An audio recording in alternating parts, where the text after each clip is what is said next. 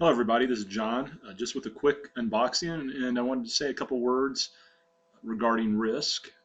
But here's what I got in from Gainesville Coins, and on the left is the Year of the Horse Lunar Series, and these are half-ounce coins. Really made my first purchases in the half-ounce coins with this purchase this year. Got 25 of those, and you see on the right side of your screen, I got 25 of the half-ounce Australian koalas. And like I said, it's really the first time I've bought half-ounce coins. Thought the price was pretty good. I really like Gainesville Coins. They've always really met or exceeded my expectations in terms of how quickly they get things here and the quality of the coins that I get. So if you're looking for a recommendation of an online retailer, I've always had good success with Gainesville. I like the half-ounce coins. They have a nice feel to them, a nice heavy feel.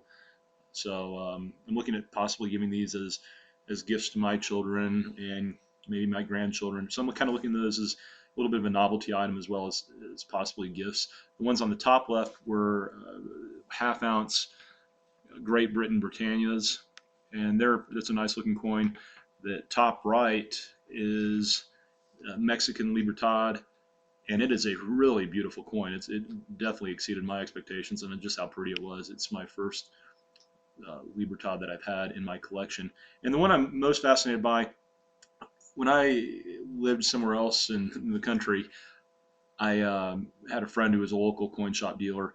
And one time, the first time I ever saw one of these was at his local coin shop. He had a Palladium ballerina issued by the Russian government. And on his Palladium, it was scratched. And so, as intrigued as I was by it, I didn't buy it because I figured I wanted to get one someday, but I didn't want it to have a scratch on it. And I felt like Gainesville had a pretty good price on these. It was, I got this, well, at least I feel it was compared to what I was looking around at.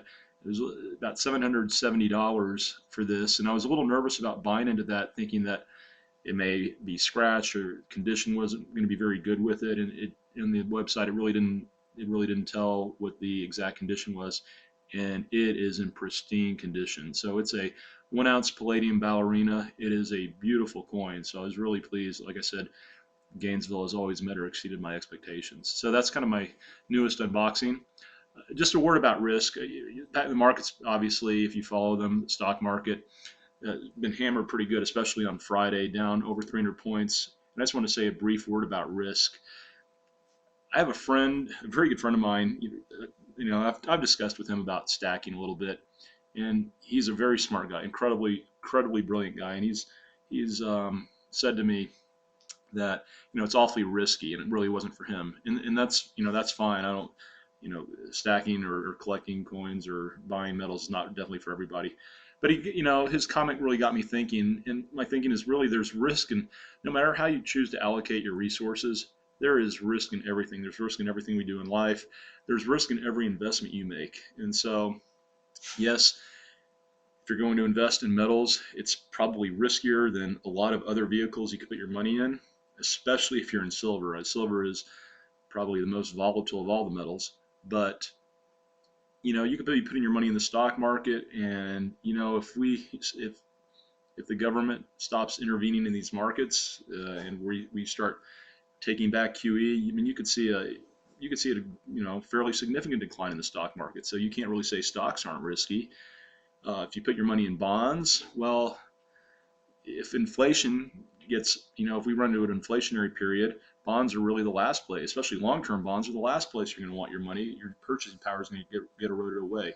Now, obviously, you have a better chance of keeping your nominal principal with bonds, but really, who cares about nominal principal? It's really purchasing power that we're all really after. And so, depending on the environments, inflationary or deflationary, different things will react in different ways. Cash has been a terrible investment. Cash is almost, unless you're in a deflationary environment, cash is not really a good place to be. It just constantly gets whittled down by inflation a little bit each year. And if you're really holding a cash position, it's either you feel like almost all the asset classes are overvalued, or that we're going to be into some deflationary period. So cash, even though cash will protect your principal from a safety perspective, if you consider that safe, okay, then it's safe in that respect. But it's really not safe in a purchasing power respect, especially if you're planning on keeping your cash as cash over a long-term basis. I'm trying to think any other investments out there. Real estate. We all have seen the ups and downs of what can happen in the market over the last 10 years. And so I guess my point is, really, there is no perfectly safe asset class that's going to give you a high return. I think the best you can do is diversify your assets, have some assets that perform well in an inflationary environment, have some that perform well in a deflationary environment, because you just don't know where we're headed. I mean, people can say they know, but nobody really does.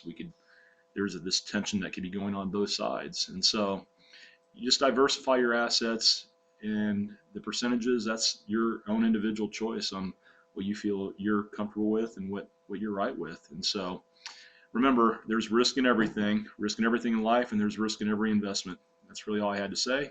Hope you guys have a great day, and be good to each other.